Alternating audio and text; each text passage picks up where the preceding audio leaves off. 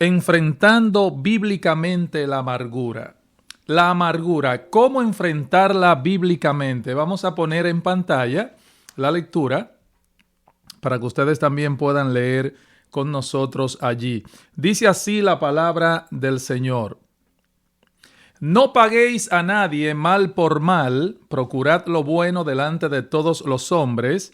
Si es posible, en cuanto dependa de vosotros, estad en paz con todos los hombres.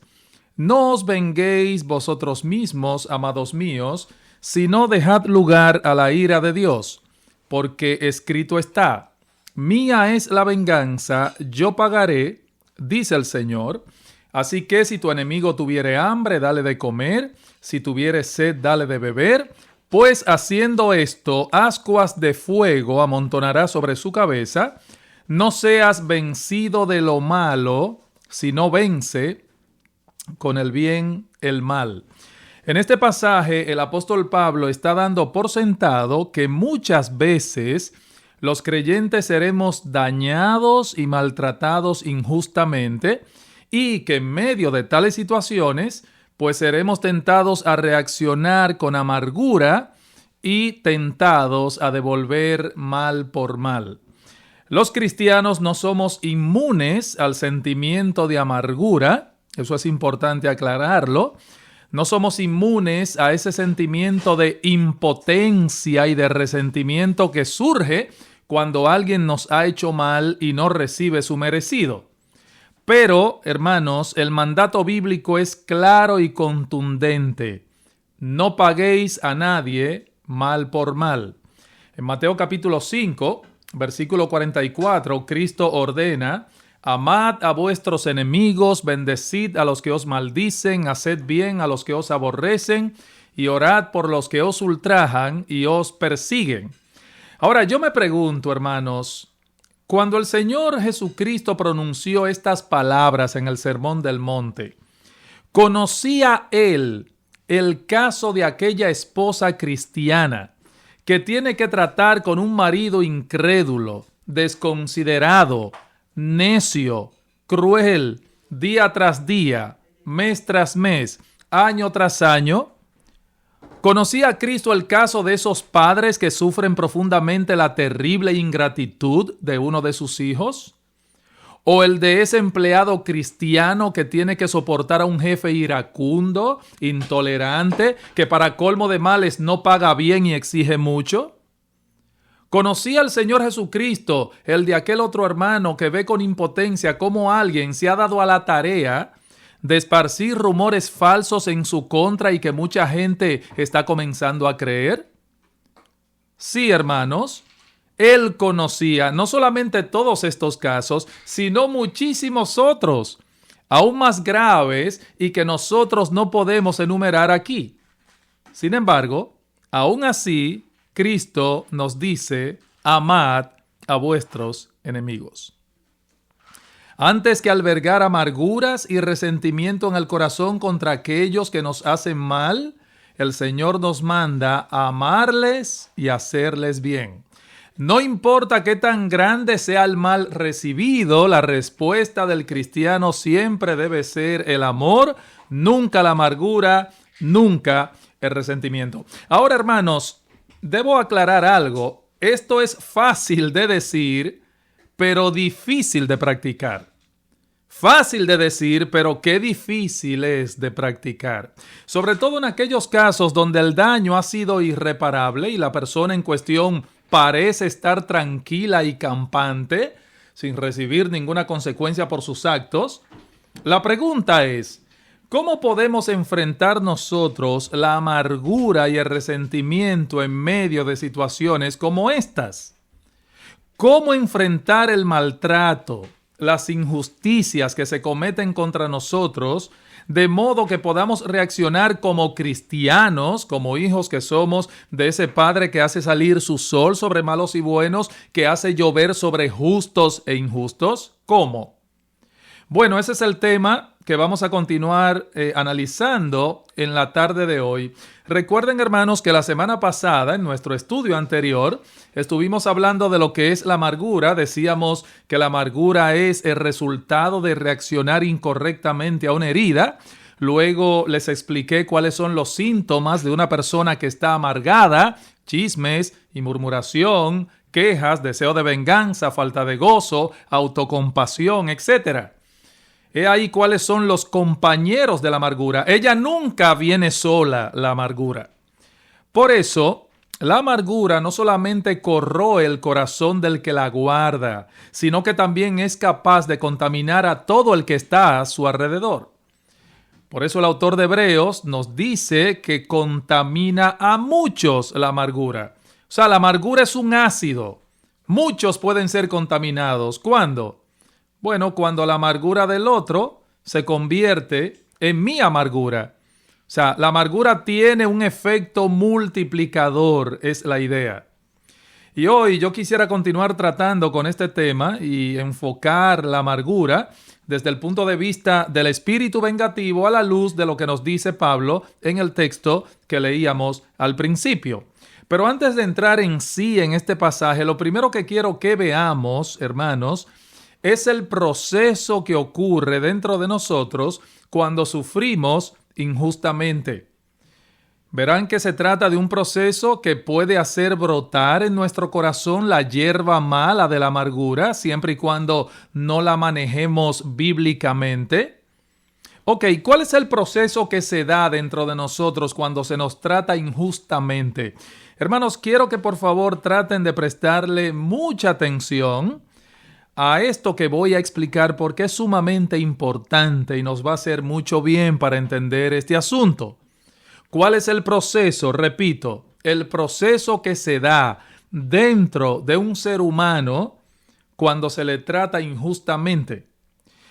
Todos nosotros fuimos creados a la imagen de Dios y como tales llevamos dentro de nosotros un fuerte sentido de justicia que nos dice que el mal debe ser castigado y el bien debe ser recompensado proporcionalmente. Inclusive la gente de Hollywood sabe eso.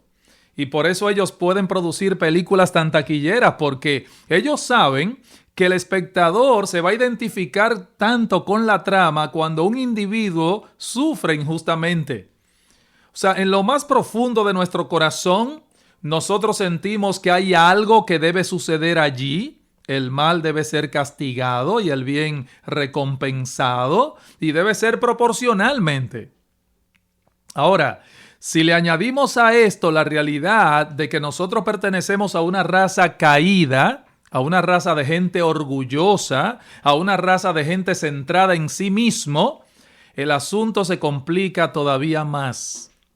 A pesar de que los creyentes hemos sido rescatados de aquella vana manera de vivir que heredamos de nuestros padres y de ese egocentrismo que caracteriza al hombre sin Dios, a pesar de esa realidad, hermanos, aún así tenemos que luchar con el pecado que todavía mora en nosotros. Esa es una realidad. Tenemos que luchar con la tendencia a ver lo nuestro como más importante que lo de todo el mundo. O sea, nuestro problema es peor que el de todo el mundo. De manera que cuando somos nosotros o algunos de los nuestros las víctimas del mal que se ha infringido, ese sentimiento de justicia que hay en nosotros se mezcla con el pecado remanente y tiende a levantarse con más violencia. Miren, hermanos, esa es una realidad. En nosotros lo legítimo se mezcla muchas veces con nuestro pecado y el asunto se empeora, se potencializa. El punto es que por una razón u otra, cuando experimentamos el mal en contra de nosotros o en contra de los nuestros, sentimos la necesidad de que el crimen sea castigado. Hay un sentimiento en nosotros que nos dice que eso tiene que ser así. Eso causa una tensión que nosotros tenemos que aprender a manejar como creyentes. Ese es el punto. En lo más profundo de nuestro ser moral, sentimos que ese mal que se ha hecho no debe ser ignorado. pero al mismo tiempo sabemos que no somos nosotros los que estamos llamados a ejecutar la penalidad de la ley. Esa es una tensión. Alguien lo puso de esta manera: nosotros sabemos que no tenemos derecho a completar el círculo moral. ¿Y qué es eso del círculo moral? Bueno, un mal ha sido hecho, el pecador ha sido castigado debidamente y por lo tanto el círculo se cerró. Ese caso quedó archivado, finiquitado. El pecador recibió lo que mereció. Nosotros nos sentimos tranquilos ya. Pero, cuando eso no es así, el círculo se queda abierto, hay algo que está pendiente, hay algo con lo que no se trabajó en una forma adecuada. Entonces, lo que la Biblia nos dice es que nosotros no debemos tomar la justicia en nuestras propias manos y cerrar ese círculo. No somos nosotros los llamados a hacer eso. Ahora la pregunta es, ¿cómo yo puedo lidiar con la indignación que eso produce? O sea, cuando uno ve ese círculo abierto allí, ¡qué indignación! ¡Qué indignación! O sea, ¿cómo impedir en nuestro corazón que nosotros nos llenemos de resentimiento y de amargura? O lo que es todavía un poco más difícil, hermanos, ¿cómo yo puedo amar a una persona que me ha hecho mal de tal manera que yo decida no vengarme, sino hacerle bien, si tengo la oportunidad? Bueno, eso es lo que yo quiero responder en el tiempo que nos resta. El remedio bíblico para la amargura y el resentimiento. El remedio bíblico para la amargura y el resentimiento. ¿Cuál es el remedio bíblico? Bueno, lo primero que nosotros debemos hacer es recordar lo que somos sin la gracia de Dios. Eso es lo primero. Debemos recordar lo que somos sin la gracia de Dios. Hermanos, aparte de la gracia salvadora de Dios, ¿qué somos nosotros? En serio, ¿qué somos nosotros aparte de la gracia salvadora de Dios? ¿Piezas de museo? No, somos pecadores y transgresores que no merecemos ninguna otra cosa que no sea la ira de Dios por causa de nuestro pecado. Eso es lo que somos después de todo. Y si eso es lo que somos, ¿no tenemos razón entonces para protestar? Quizás hemos sido tratados injustamente porque se nos acusa de una falta que no hemos cometido, o se nos ha hecho un mal sin razón alguna, o peor todavía, alguien a quien nosotros nos hemos dedicado a hacerle bien, ahora nos está haciendo mal. Sin embargo, si Dios y los hombres nos dieran lo que merecemos por las faltas que sí hemos cometido, hermanos, nuestras vidas serían un infierno aquí y un infierno por toda la eternidad.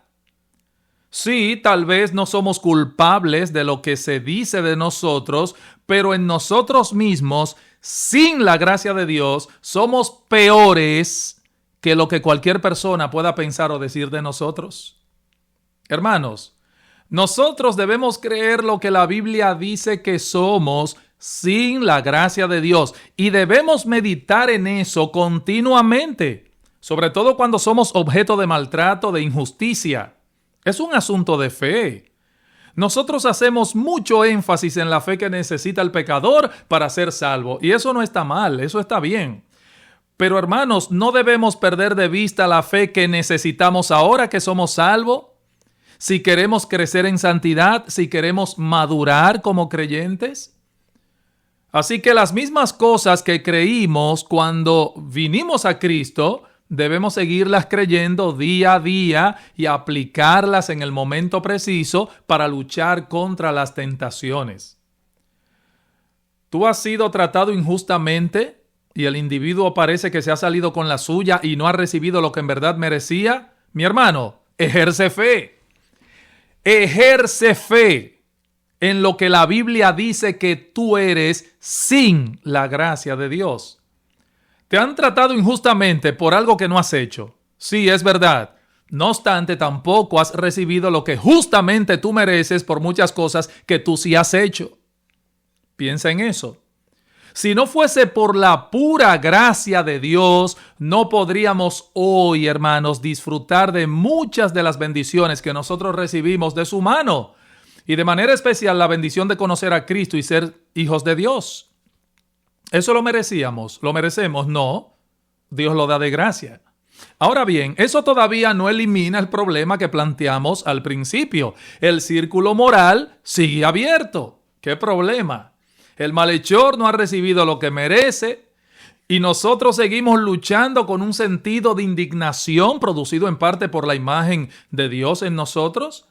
Ese sentido de justicia está allí todavía trabajando en nuestro corazón y a veces mezclado con el pecado que aún mora en nosotros. La pregunta es, ¿cómo podemos enfrentar adecuadamente ese problema? Bueno, la respuesta es ejerciendo fe en la administración de la justicia de Dios.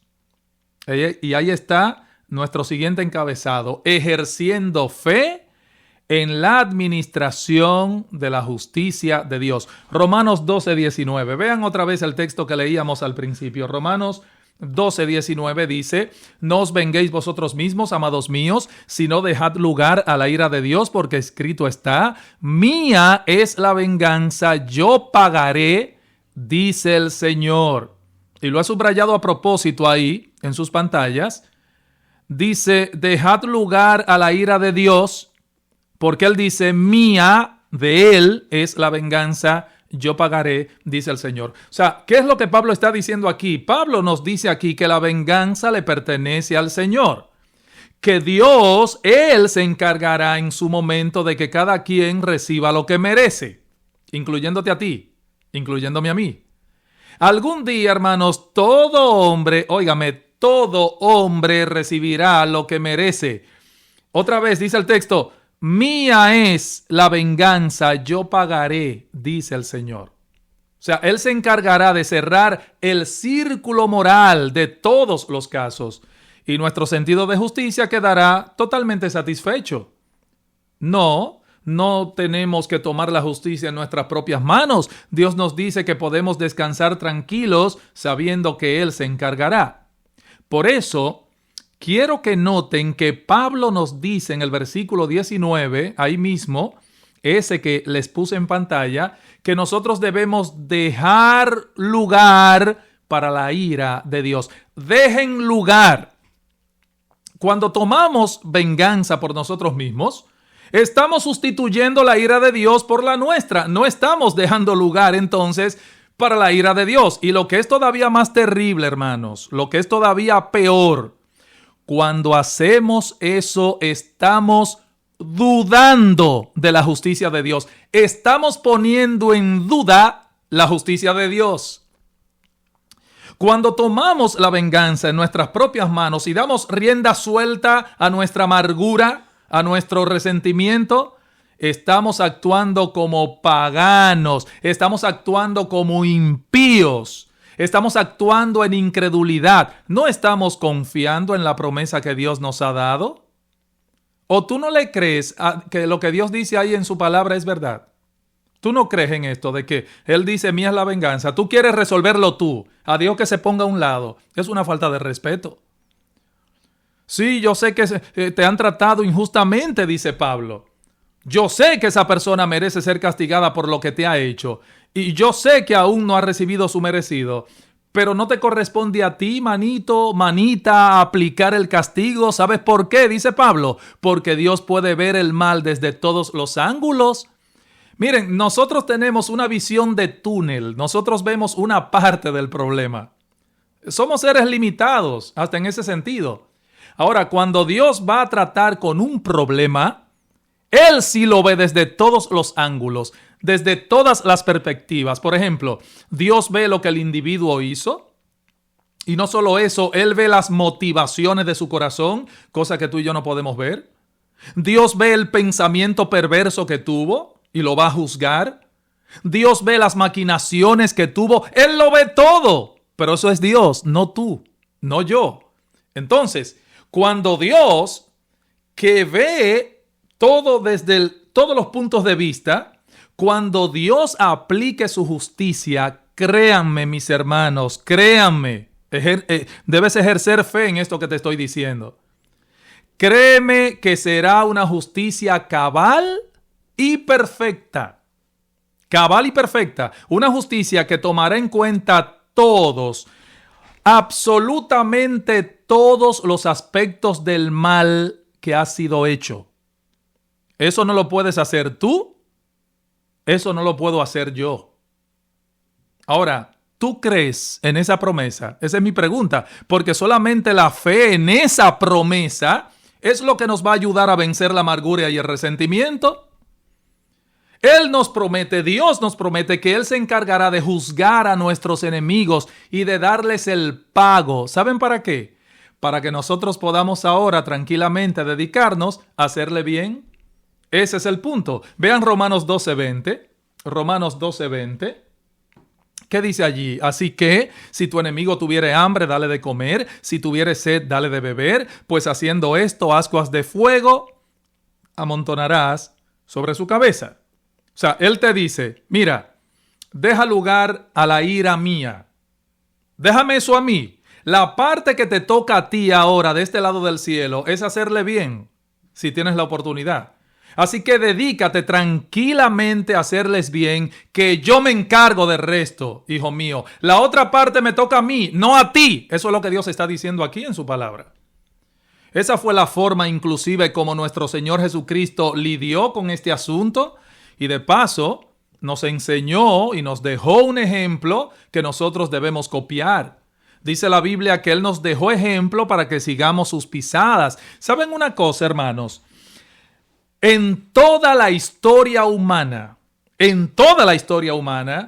nadie nunca ha sido tratado tan injustamente en el mismo grado que nuestro bendito Señor y Salvador Jesucristo. Nadie ha sido tratado tan injustamente como Él lo fue.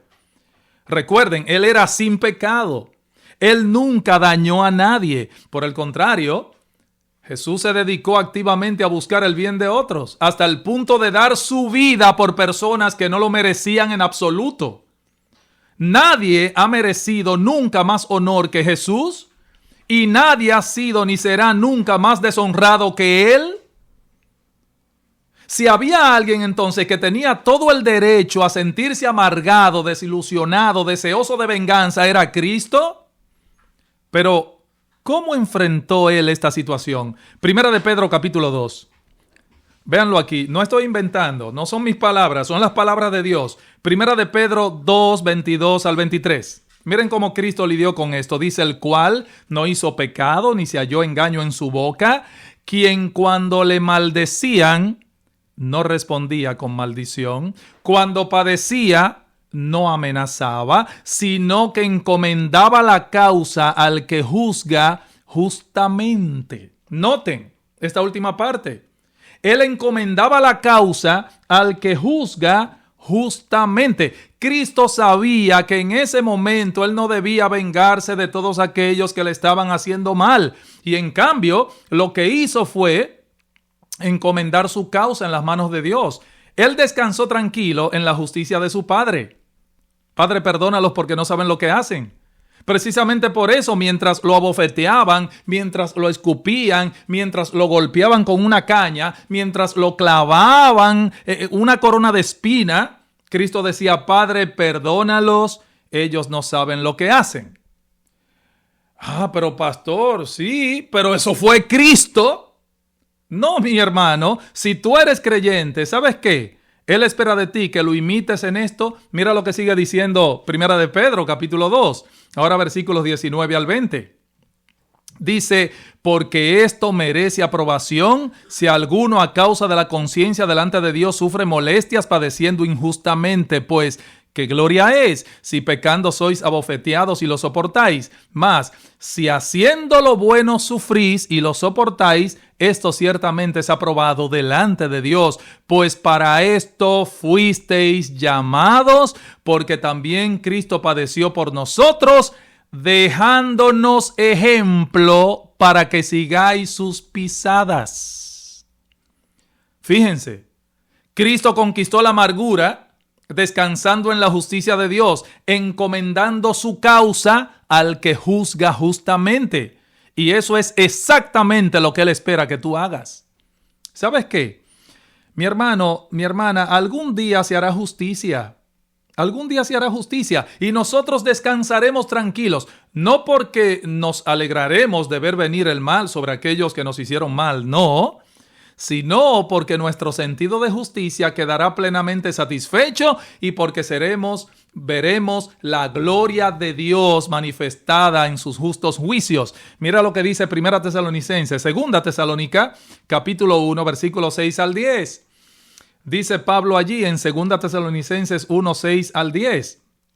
Porque es justo delante de Dios pagar con tribulación a los que os atribulan, y a vosotros que sois atribulados daros reposo con nosotros, cuando se manifieste el Señor Jesús desde el cielo con los ángeles de su poder en llama de fuego, para dar retribución a los que no conocieron a Dios ni obedecieron al evangelio de nuestro Señor Jesucristo, los cuales sufrirán pena de eterna perdición, excluidos de la presencia del Señor y de la gloria de su poder, cuando venga en aquel día para ser glorificado en sus santos y ser admirado en todos los que creyeron, por cuanto nuestro testimonio ha sido creído entre vosotros. O sea, nosotros veremos la gloria de Dios en el juicio de Dios.